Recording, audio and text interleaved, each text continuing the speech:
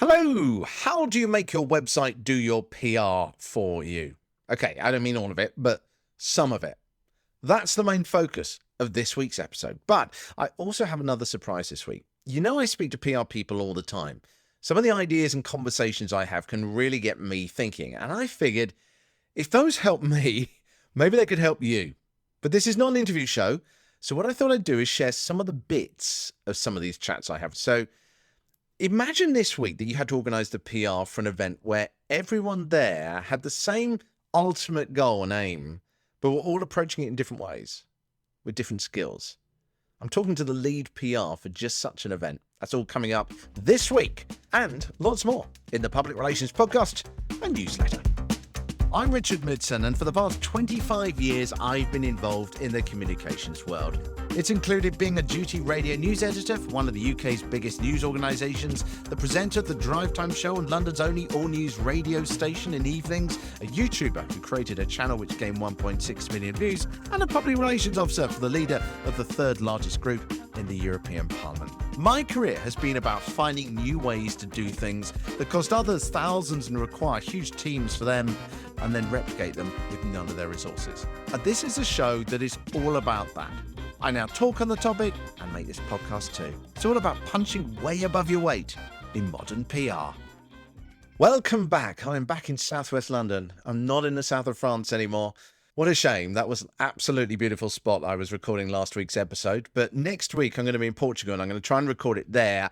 The question this week, though, is this. I want you to imagine the next website you open today, whether you're on your way to work now or you've got something on your browser, just imagine that the next website you opened spoke to you.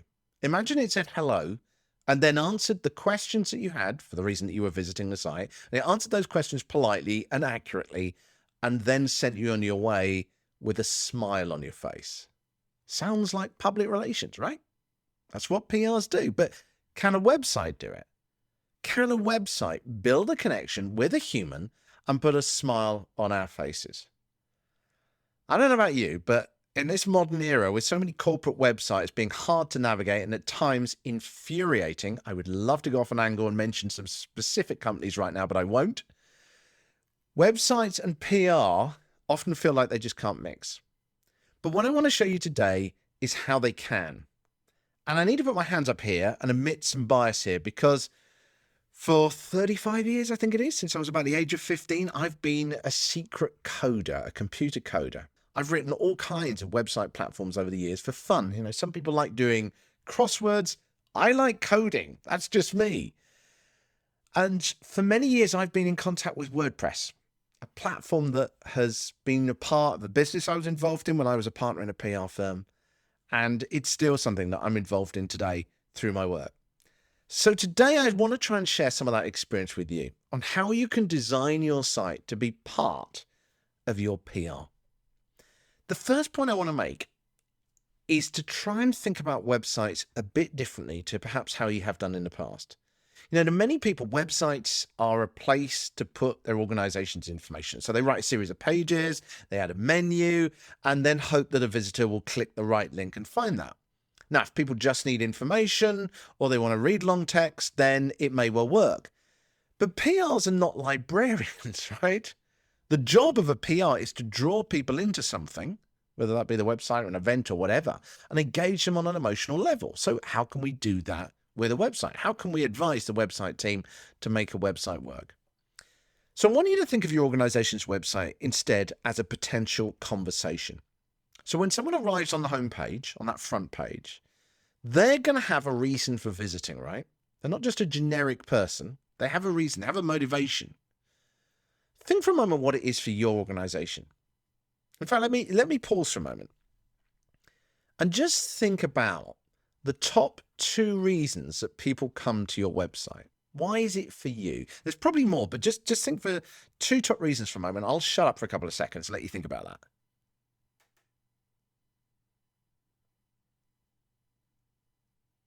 Did you come up with them?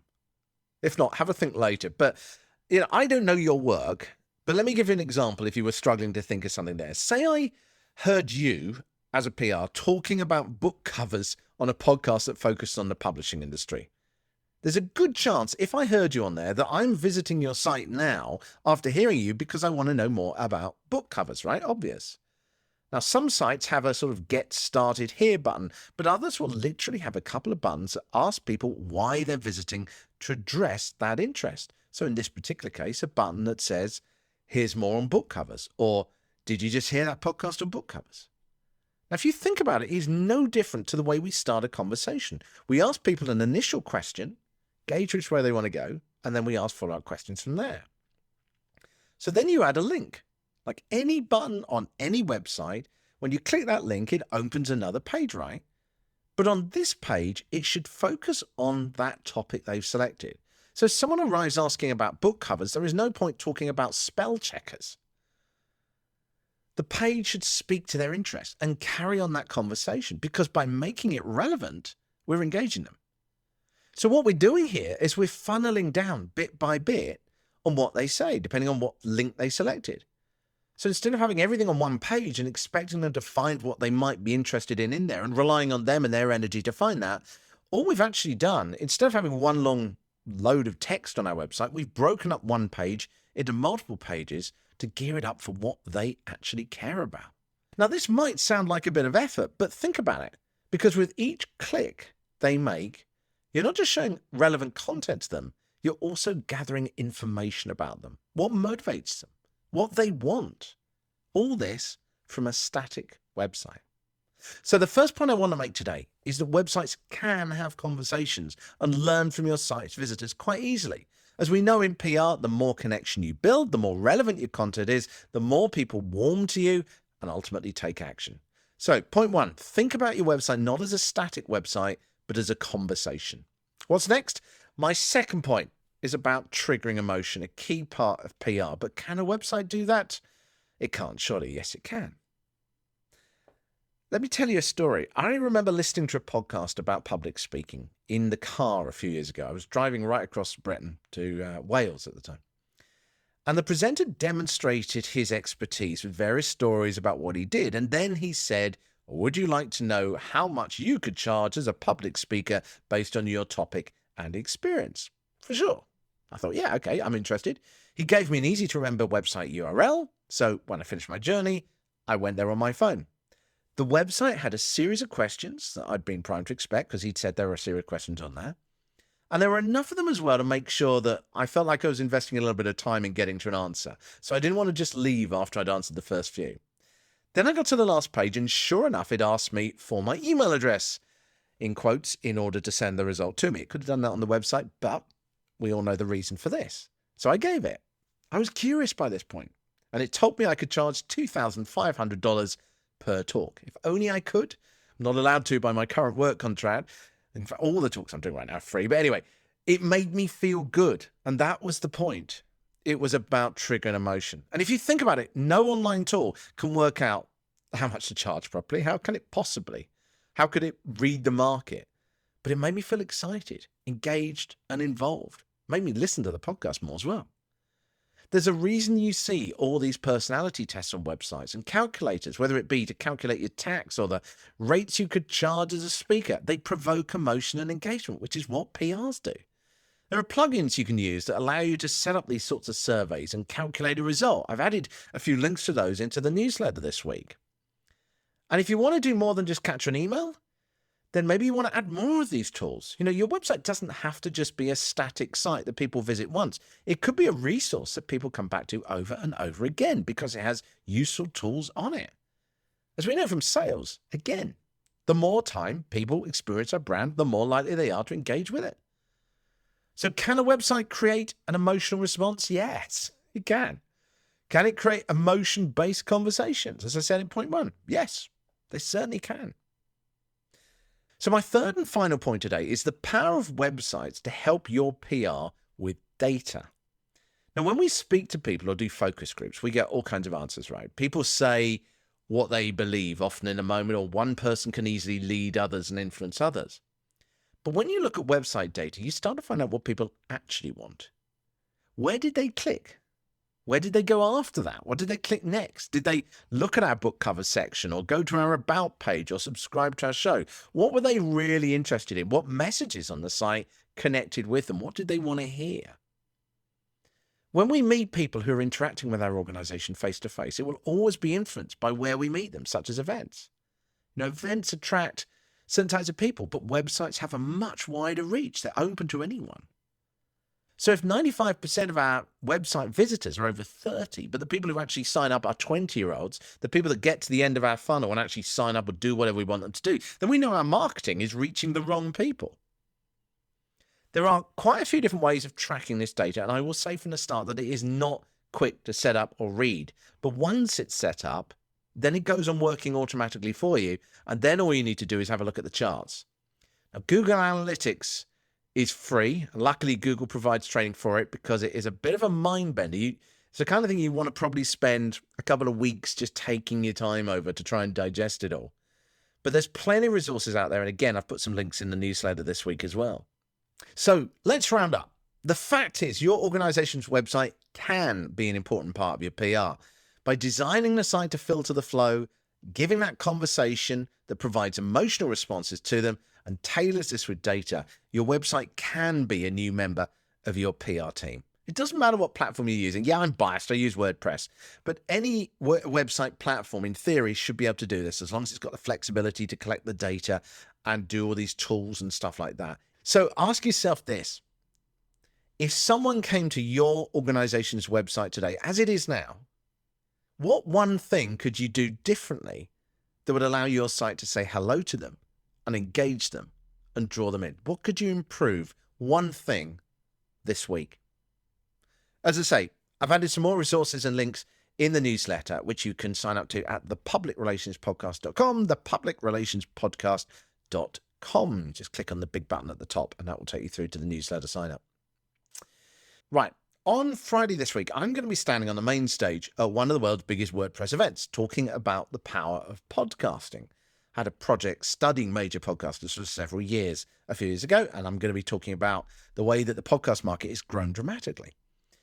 Now, as I said earlier, I'm involved with WordPress, so I'm a little bit biased here, but I think it is a genuinely fascinating platform because it is built by a community of volunteers with thousands of people contributing different bits of code to this one massive organism. But when you try and draw these people together, that also means you've got a huge mixture of people with different personal motivations, different skills, different ways of expressing themselves. And because it's a voluntary organization, beyond a code of conduct, there's no real orders as to how you have to be. It's like a living organism, which presents quite a challenge from a PR point of view if you're trying to promote this event. Now, I was having a chat with Evangelia Papa last Friday from her home in Greece. Again, it demonstrates the global nature of this community. And Evangelia is the lead PR for WordCamp Europe. And I thought, okay, I really want to ask her, as part of our chat that we were having about all kinds of things, a bit for the show about how she manages this aspect of the different range of people there. So we press record for a little bit of it, and I'm going to share that with you now. The first thing that really strikes me about this event, Evangelina, is how diverse the audience is. Because if you're organizing a corporate event with like company staff, you've got people who are all kind of coming from a similar mindset. But the WordPress community is so diverse, isn't it? How do you cope with that? I will explain that with my experience. So when I first met the community, I was simply a blogger just for fun. Yeah. I had nothing You were to do with part of the WordPress. community. Yeah. Yeah. I was, let's see what WordPress is and what this community is. I see they have a meetup in my city. Okay, let's go meet people and see what this is about. And basically, what I realized is that you can help to the community no matter where you come from, no matter what your background is, your age, your knowledge, your skills, and stuff like that. So, because I was working as a radio producer at that point and as a journalist for several media in my city, I was requested to write the press releases for the meetups. You were the So journalist, basically, in the room at the time, weren't you? yes, I was writing the announcements basically, not exactly Yeah. press releases at that point. So Yeah. we have people coming from different countries, especially in Europe. It's different countries, different cultures, different backgrounds, different religions. People think that communities that have to do with tech are only about developers. Yeah. The team cared about the bigger picture. At first, you need to see exactly what are the news that you want to share with the people. It is a big WordCamp, so definitely you want to sell tickets, for example. This is the call to action. Yeah. Or you need to sell sponsorships because without the sponsors, this event cannot take place. So you need to explain to people what its call is. For example, we need sponsors. And from a peer perspective, you have to talk not only to the companies that sell hosting, they sell plugins or something related only to WordPress, but there are also companies that might wish to sponsor because I like the community. For example, I'm not quite sure which country it was, but there was a WordCamp that had an automobile company sponsoring Mhm. because they really liked the community. They didn't sell anything around WordPress. They didn't make money from WordPress, Yeah. but they were like, you know what? I like WordPress. We have built our website on WordPress and it's amazing. So yeah, I want to give some money to support this community. So how do you pitch the message then? Because what I'm hearing there is that you've got, again, so many different interests and ways of connecting with a lot of different people. This isn't just about saying, come along to your annual company conference. So how do you find the core messages for this event? It's not a corporate event, which is the most important. If it was a corporate event, it should be more official language and, as we say in Greece, a wooden language, Yeah. which is, you know, not so much fun. It's a community, and community itself is fun. When, for example, we have a call for sponsors and tell people, you know what, we need your money and you are getting something out of this. You will pitch to the companies the exact benefits that they are going to get since they are companies that are related to WordPress. But at the same time, if it is a company that is not related to WordPress, you need to explain what the community is, what the event itself is, because they might not be familiar with WordPress related events, not even local events like meetups or local WordCamps, but even the flagship ones that are really huge. And therefore, you need to take the word out there, tell them what exactly we are doing and why we are doing it. What is that line? What's the core of that line that you get across there? You have to explain it first what WordPress is because people might be using it and not knowing they are using it. Yeah. It's 42% of the websites all over the world that are published on the internet, and your website might be one of them. So there is a huge community of active users that are keeping this active and live because without the people, we wouldn't have WordPress. Without the community, WordPress wouldn't be existing the way it is at the moment. It's the people, it's the contributors that keep updating it, that keep translating it in different languages, which is very important too. And it's definitely all about the people. So you have to talk to the people. I Even if you love talk that. to, It's almost like this. yeah, It's almost like this secret society that is running these websites for 42% of all websites, and I'm about to open the door and show you who they are, isn't it? yeah, I mean, you might be one of them and you don't Yeah. know it. Is there So yeah, one thing that you really remember from your years being involved in these word camps, which has really helped the word camp events to stand out? I think in a PR perspective, I have realized that the community needs simple things. Yeah. Don't use crazy difficult words, whether it's in your language or it's in English, for example. Let's say I'm doing something for a local event that is going to be in Greek. I won't use a language that is really official. I will talk to a person. I will talk to you. I will write a press release for you and for everyone else that is going to read it. Because when you read it, you know I'm talking to you. I'm not talking to someone in general. I'm not talking to someone that might read this. I'm talking to you and you're going to read this because it is for you. I wrote it for you. And you can feel that I wrote it for you. And just finally, what's been the absolute highlight of your involvement in PR with WordCamps? What's been the greatest moment for you? Well, the greatest moment I have to admit is leading the PR team for WordCamp Europe. I've been with the PR team since 2019, and I've learned a lot from my then leader, Didi. She was an amazing person. I consider people that I'm working with as mentors because you learn so many things, even when you are volunteering. I got to interject there. You're so right, because I think one of the things with PR and comms is that you just can't learn it from a textbook. You can learn theory, but until you see people do it and feel that nuance of what works and how people react, you just can't get it. You've got to do it.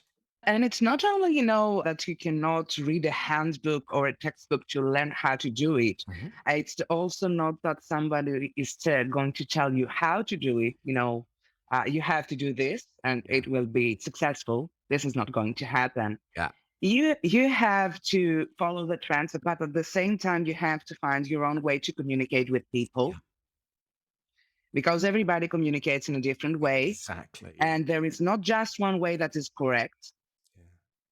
And you can see that on social media also when you are creating posts. It doesn't have only to do with the audience. I mean, okay, we're targeting people when we have to make an advertisement and we're checking ages and we're checking locations and we're checking what is their job and what are their skill sets and what is their interest. But at the same time, it's not only the audience, it's also the way you decide to communicate things. Mm. Maybe you have for companies, for example, that wish to communicate their new hosting packages and they do have the same audience and they do have very similar packages, but they have to find a way to communicate this to people that are the potential customers. Mm. I won't tell you that one of these ways is wrong, but Yeah. one of these ways will be more successful. And the one that will be more successful will be the one that is truthful and is talking to the customers. And for example, when I say truthful, even when you make a mistake, admit it. Yes. This is very important. Yeah. You build trust with people. Hmm. You can build trust through social media, Yeah. but you have always to stay true to your heart. That is perfect advice. That's perfect advice. Are you ready for the event then? A week to go? Yes, I mean, we're definitely excited about I'm looking it. forward to seeing you. Yeah. I have already packed my bags. I'm ready and I flying. haven't done that just yet, but it sounds like it's going to be an absolutely fantastic event. I'm really looking forward to coming along to it. I hope you found that interesting. That's the first little clip of a conversation, one of the many conversations I have to do with PR every week. If you found that interesting, you'd like more of those sorts of things, do let me know. And if you're involved in PR and would like to join me for a chat as well, then do let me know. If you're listening to the show already, it would be wonderful to have you on. If you can share some tidbits that we can share with other people. Right, finally, we need to wrap up with dates for the diary. Chocolate. World Chocolate Day, 7th of July. Oh, I'm looking forward to this. If your organisation is food-based, then it's an easy one, isn't it? But if not, think beyond the obvious. There are plenty of tourism angles. If you're involved with any country that produces it, likes it, or is famous for it, Switzerland or Belgium or whatever. If you're a science organisation, then I've seen articles on the chemicals in it in the past. Or if you have nothing to do with chocolate at all, someone using your product while biting into a large bar of chocolate could be a quirky one for social anyway. The hashtag for that is World Chocolate Day. World Chocolate Day. It's on the 7th of July. And World Emoji Day. All those little characters that we put in our messages. Gosh, I was about to say text messages. Does anyone still text? The 17th of July. Why not share a message in emoji, for example? There's several free emoji translators out there online. A quick Google should bring them up, or a photo of someone in the office or on a campaign with a big emoji over the image to express their feelings with a hashtag, of course. The hashtag is hashtag World Emoji Day. World Emoji Day. I've got links as usual for that in the newsletter. Rounding up, I am going to be in Porto on Friday, but I'm really not going to have much time now, unfortunately. But I'm going to be in Athens in Greece between the 27th of June and the 1st of July, if you're around at all then. And I'm going to be in Melbourne, Australia from late September. No agenda needed. As always, I say this because it really is. I just want to learn what you need from this show. And I want to pick up any tips that you've got that I could be passing on to listeners of this show and readers of the newsletter as well. Next time, you may be seeing me posting on social media because I'm doing a bit of an experiment with influencer techniques. Now, I'm not expecting to build a huge following on those social platforms that I've neglected so badly over 1 week, but I am going to be using and testing techniques of making videos and how to make them quicker and easier. So I'm going to be sharing that with you soon, but also I'm going to be talking about the power of public speaking as well for a second time after I do that event and sharing some of the lessons with you because there's so much I could share already. Gosh, there's so much coming up on the Public Relations Podcast and newsletter. I hope you have an amazing week. Do let me know what you think.